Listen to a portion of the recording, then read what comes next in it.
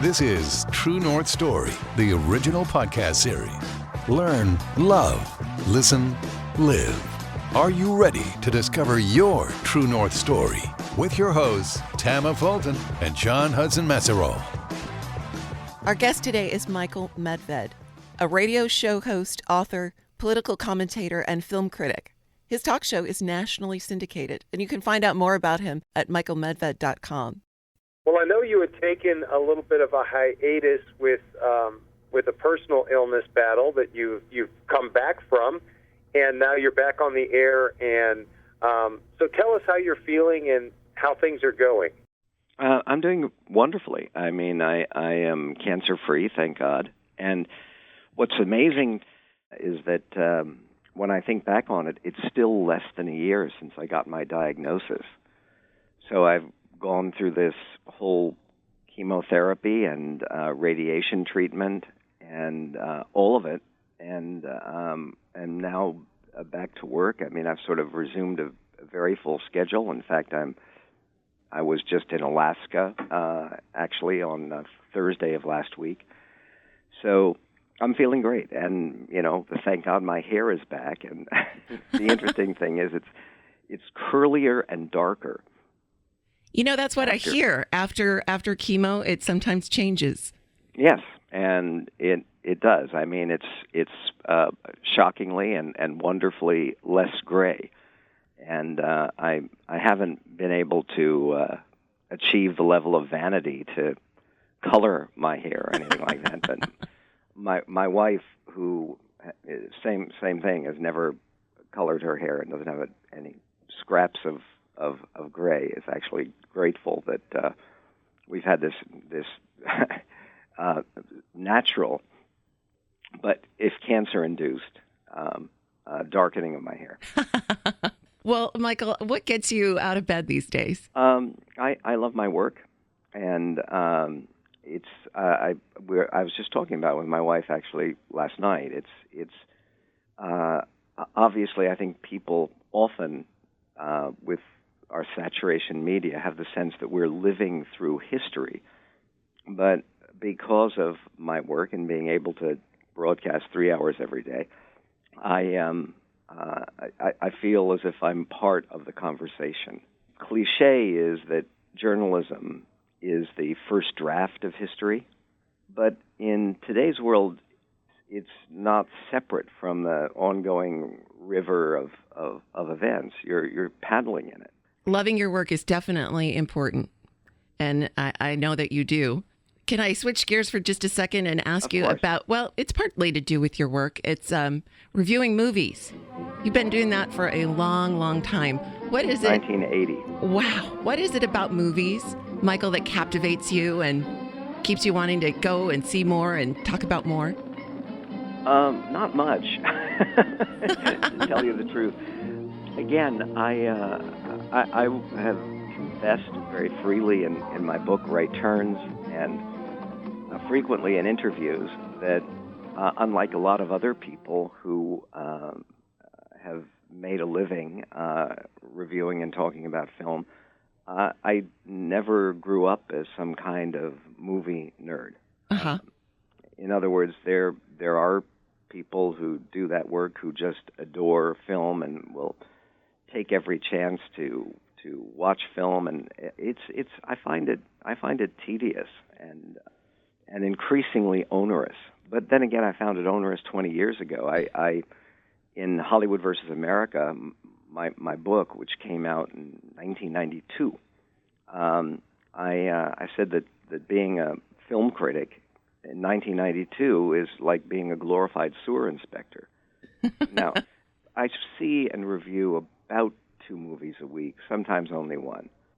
The answer is because I think it is a window on popular culture, and motion pictures are not a profound influence on our society the way they used to be, but they are a profound influence on the rest of the entertainment industry, which is in turn through television in particular, and now increasingly through various internet accessed media, which is a profound influence on our society. In other words, I think motion pictures are sort of one removed from influence. Look, I am proud to be a curmudgeon, and we've raised our 3 kids, and my wife and I we're about to have our 31st anniversary. Congratulations. Thank you. And well, she survived. I think the cancer was probably harder for her than it was for me. Just to see your loved one go through that, I'm sure. Well, it's also, I mean, all of a sudden, sort of the basic stuff that you count on your partner to do, at least for a couple of weeks. Right. I was 11 weeks off work, which was very hard for me. I had every intention to work through throat cancer on the radio, and I kept trying to come back when my voice wasn't right. But in any event, we appear to be through that, at least for the time being. But the point that I was going to make was my wife and I have lived that entire time period without television, without cable. So that, for instance, there was just a study, and it's a medically accredited study, that the average teenager between the ages of 14 and 19 now spends 9 hours a day. 9 hours a day, no kidding. Wow. In front of screens, television, computer, obviously iPhone screens, and that doesn't include, by the way, that doesn't include messaging, texting. It includes consuming some form of game or entertainment or something, and it's just a staggering amount of time. That's a lot of intake and not a lot of output. Well, that's exactly right, and that's exactly the point. I mean, and even the output that you're called upon to give on screens tends not to be meaningful. And that's why, I know that you had asked about True North. Obviously I thought about that. I think that the sense in which people use the term True North has to do with reorientation, setting your compass. Exactly. And for me, the essential element of that is the Sabbath. And it's something that I think that when you begin talking about it to people, they can have a better understanding of why the Sabbath is sufficiently important that the Bible would include it as one of the 10 Commandments. In other words, here you have the 10 Commandments, which are pretty basic stuff. Don't steal, don't murder, don't bear false witness, basic stuff. And then, boom, here's this commandment that seems out of left field: honor the Sabbath day and keep it holy. Why is the Sabbath so important? And the answer is that the Sabbath is a crucial instrument in Judeo-Christian tradition for reorienting your perspective. It's a reset, isn't it? Exactly. In other words, and what the purpose of the Sabbath is to emphasize the huge gap between the urgent and the important. In other words, we live our lives, particularly today, under the tyranny of the urgent. There are always urgent deadlines. I mean, in radio, that's the nature of it. You're coming up to the to the hard break, the hard stop. That's right. Right, and you can be in the middle of the world's most eloquent and expressive sentence, but forget it. Time's up. And basically, the Sabbath tells you that what is urgent is not important, and what is important is not necessarily urgent. In other words, it's such a refreshing experience. And again, I think, frankly, it should be easy to sell for people, and it's 25 hours a week. It's not 24. When I've had this situation where I've talked in interviews before, too stupid to know that they're 24 hours in a day, but in actuality, the Sabbath comes in at sundown. Sundown, that's right. And it goes out only at full dark. Traditionally, you're supposed to be able to see 3 stars. And in places like Seattle, where there are only a couple of nights a year where you can actually see stars because of the cloud cover, the time is calculated, but it's calculated as full dark. So it gives you 25 hours a week, and part of the reason for that is you're supposed to be reluctant to see the Sabbath go, which is generally the case, because if you can imagine, okay, here are 25 hours a week where you're not going to pick up the telephone, and you're not going to pick up your email, and you're not going to get any text messages, and you're not going to turn on the radio, and you're not going to turn on the TV if you have a TV, and you're not going to get in your car. So what the heck do you do? Well, you talk to the people who mean the most to you. Yes. And then for those who are so inclined, you pray, or you read, or you play board games. It's basically, the Mormons, our Mormon friends, have a thing called Family Night, which I believe now is Wednesday night in the LDS Church. Family Night, people don't schedule anything else, and you're supposed to be home together. And by the way, it is true. I'd like to say that we were one of those exemplary families, and I know they exist, but it's not us, where people sit down to a formal meal every night. And that sounds like a wonderful idea. With my life and with screenings and speeches and busy career and my wife's life and basically the lives of our children, that was impossible. But the Sabbath makes it not just possible, but mandatory. Not only one night a week, but the big meal on the Sabbath usually is midday on Saturday. And we tend to have guests. We have very interesting guests from inside our congregation and people who are Jewish and not Jewish and Christian and secular. And we've even had on a couple of occasions, we've had Muslim guests for the Sabbath. And it's a pleasure. And again, it reminds you what counts. And part of what counts is gratitude, which is one of the first things you say on the Sabbath is you recite, and this is traditional for Jewish families around the world, you recite the 31st chapter of the book of Proverbs, which is usually translated as a woman of valor. It's about a page and a half. It's not long. It's honoring the woman of the household who traditionally has helped to make the Sabbath possible with all the preparing preparations. Household. Yeah, and the way I've heard it described, and this is not original with me, is it's like I have a friend who's a rabbi whose real love in life, aside from Judaism, is sailing. And at one time he was in the business of building sailboats. And he talks about the Sabbath as it's like going on a long sailing voyage. Is you have to get everything ready for your trip before you leave. Right.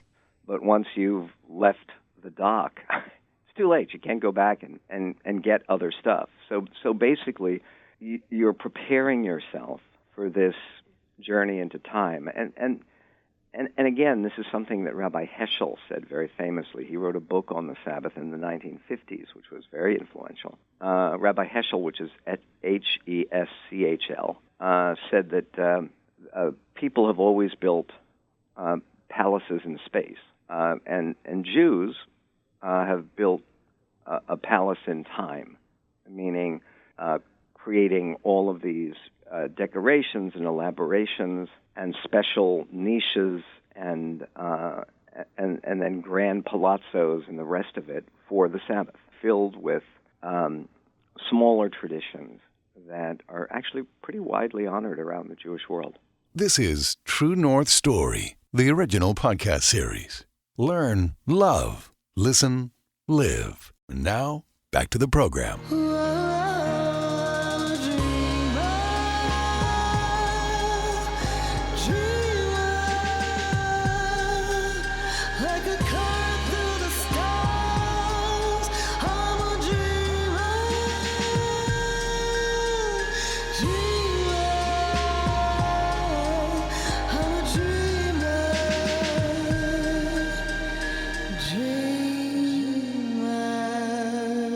Well, and talking about True North, I love the idea of your friend and sailing, because not only do you have to be prepared, but you have to know where you're going. Mm-hmm. So you have to have some sort of guide, whether it's a compass or, as the older sailors, to use the stars in the sky to help them and direct them and lead them to where their destination was. And right, my friend, who's fairly well known and controversial, of course, whose name is Rabbi Daniel Lapin.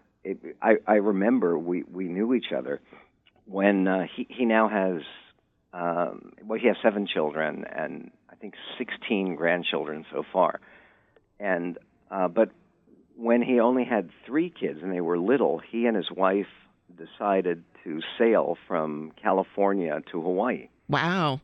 Which is a substantial undertaking with 3 little kids. I think they were all below the age of 5. And one of the things that happened was their electricity gave out. Their electronic instruments and radio and all that stopped working about 2 days into the... So basically, the lives of his children are dependent upon him using the very old-fashioned navigation to find the Hawaiian Islands. And if you don't find the Hawaiian Islands, if you're off even a little bit, you're in the middle of open ocean and you're in trouble. In any event, they made it to Honolulu. Well, I'm so glad they were able to get their bearings and know their direction. Right. Otherwise, those 16 grandchildren don't exist. But that's right. And that's so true of all of us. If we don't have a grounding force, we are off direction just a bit. Our lives can be altered tremendously. I know in your book, Right Turns, you made some pretty drastic changes to your ideologies and so forth. What do you think was the catalyst to that change? And I'll end on that, Michael. Sure. One other thing about the Sabbath, and yes, I'll come back to that, which is that on Friday night, and this is before you bless the wine and before you say the blessing on bread, you recite the Eshet Chayil, which is the woman of valor.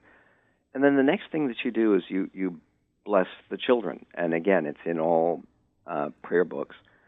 And you say a blessing on each of your children, and literally, physically, often it will be the father and the mother will put hands on the head of the children and ask for God's protection and blessing on them, which is a very, very important thing. I remember very, very fondly, when I was growing up, my parents weren't religious. My father became religious later in life. And I remember my late father, who passed away on March 11th, 2009. I remember my father blessing me, and how important that is, because, again, I think it motivates every child to try to be a blessing to the parents. And aside from reminding the parent about how important and how grateful you are for that child who, in many cases, can be part of your Sabbath celebration.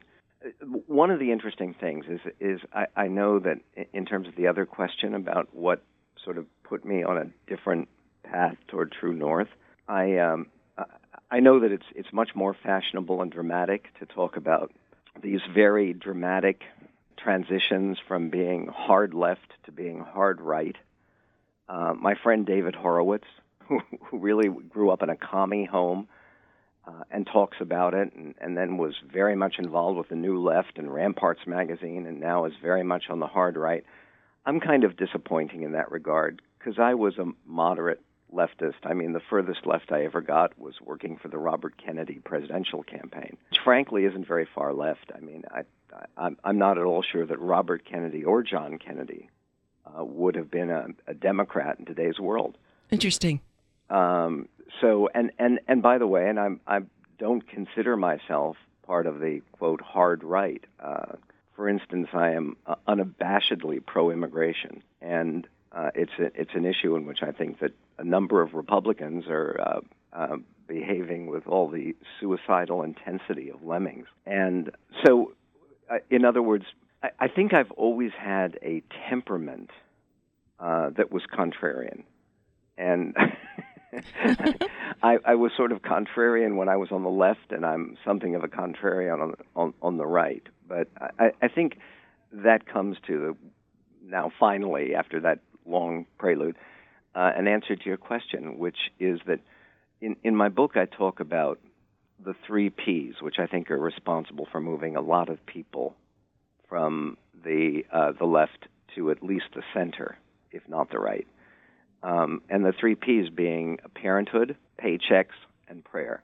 And it's one of those things when you talk about parenthood, the percentage of votes for Mitt Romney, just to take one example, of parents with children at home was overwhelming.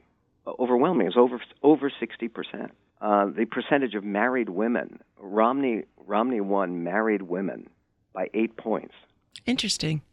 And again, I think that becoming a parent, the whole process of becoming a parent, particularly if you've waited till relatively late in life, as many of us do, my wife and I did, and then it wasn't easy for us, initially at least, to have children. Our first pregnancy ended in a miscarriage, which was terrifying and traumatizing. Mm. That entire experience moves you in a more conservative direction. And then paychecks, and it's so funny, I was just seeing this with my daughter, is that it's all fine. Taxes are usually an abstraction, and you don't understand why the old man is so annoyed with taxes, and then all of a sudden you get your paycheck. Well, wait a minute, I was supposed to be getting $1,000 here. What happened to all that money? Yes. And it is kind of hard to explain. And that when I started, because when I was working in politics right after law school, I was never in the kind of job where you got a W-2 or where they took taxes out. Sure. And in fact, one of the jobs that I held in politics for a sitting U.S. congressman, I was working in his campaign, not his congressional office, and so I would be paid in cash, which would be delivered in paper bags. Oh, my goodness. Yeah, so again, taxes are not a concern. All of a sudden, when I started getting regular paychecks, you start noticing, and that, I think, moves you to the right. And then when I mentioned prayer, I started becoming religiously involved in my early 20s, and increasingly so. And then, of course, you get more religiously involved when you marry and start building a family. I think that's quite normal, and that certainly has moved me in a more conservative direction. I would argue that despite the proliferation of prominent people who are Jewish, who are on the left, the Judaism itself is profoundly conservative. 2 ways. Number one, because the most fundamental of all Jewish instincts is to replicate in your own life patterns of behavior that are associated with your parents and grandparents and great-grandparents. Beautiful tradition, right? Yeah, I mean, this is true of Reform Jews, conservative Jews, Orthodox Jews, all Jews. It's partially trying to honor the past. Now, that's a conservative instinct. And then the other aspect that I believe is much more comfortably fits much more comfortably with a rightist orientation as opposed to a leftist orientation is the idea of absolutes, that there is such a thing as right and wrong. And again, I think that right now, in reaction to Paris, it's one of the reasons that I think that this is very politically significant, because it reminds people that there is such a thing as evil in the world. Not just people who are misguided or aggrieved, but who have actually committed themselves to a profoundly evil ideology. The absence of good. Not just the absence of good. I mean, the absence of good, most people live with an absence. Well, I wouldn't say most people live with an absence of good, because there are good deeds and good things that people do all the time. What we're talking about is not the absence of good, or the absence even of some kind of orderly or positive ideology. We're talking about the embrace of monstrous evil. In other words, the idea that you would cry out, Allahu Akbar, that God is great, at the moment that you're blowing yourself into bloody little chunks of flesh for the sake of murdering innocent children and old people. The idea that this is a religious act is so profoundly demented as to be diabolical and evil. Look, I think that Stalinists and Nazis and jihadists are all not simply misguided, not simply lacking in goodness, embracing murderous and evil ideologies. What I think about is some of what has been going on in Israel is what it means that someone can believe that it is somehow a virtuous act, approach someone on the street who you don't know, and at very close range, because you have to be close, to plunge a knife into somebody's body. And the sense that this is a religiously blessed action is so alien to any aspects of the Jewish or Christian traditions. And by the way, I think it's also deeply alien to authentic Islam. But it's one of those things as a recognition that this is not just, that there is no moral relativism. In other words, that was certainly one of those things that moved me in a more conservative direction, was particularly at the time that South Vietnam fell, which was April and May of 1975. And there were horrendous massacres, not just in Cambodia, but in Vietnam, where there were 1 million people who were put in re-education camps. There were 120,000 people who drowned in little boats trying to get out of Vietnam. When all of that happened, the notion that this is just who are we to criticize because there were terrible things that were done to Native Americans, the purposeful liquidation of whole populations has never occurred in the United States. And this, by the way, this is part of my 10 Big Lies about America, is most of the tragic death of Native populations in North America occurred because of disease, the overwhelming majority. And it was not because of smallpox blankets, because people did not understand germ theory at the time, even if they had wanted to do that, and they didn't. Thank you so much for your time. You're Thank very you for welcome. helping to guide us by telling us about Sabbath, gratitude, prayer, understanding right and wrong, all good things to guide us. Well, thank you. It's good for you in doing a series like this, and I will look forward to it, and I'm very glad to speak with you. Thank you, Michael. Thank you, Tama. All best. Have a great week. Suddenly, a voice told me, "Keep on singing, little boy, and raise your arms to the big black sky. Raise your arms the highest you can, so the whole universe will glow." Thank you for listening to True North Story, the series. Follow us on Twitter @True North Story, and tune in next time for another True North Story.